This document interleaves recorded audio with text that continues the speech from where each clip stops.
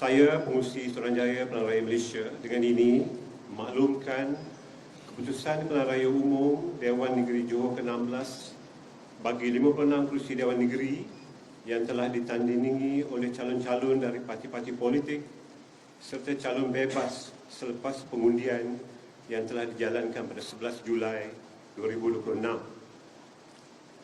Sehingga 12.50 tengah malam 12 Julai 2026, keputusan penuh diperolehi oleh calon yang mewakili parti-parti politik adalah seperti berikut. Yang pertama, Barisan Nasional BN 48 kerusi, dan yang kedua, Pakatan Harapan PH 8 kerusi.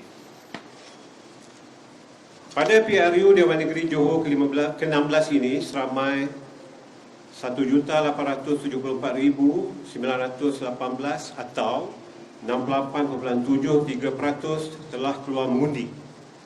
Jumlah tersebut meliputi jumlah pengundi awal, pengundi pos dan pengundi biasa yang telah mengundi.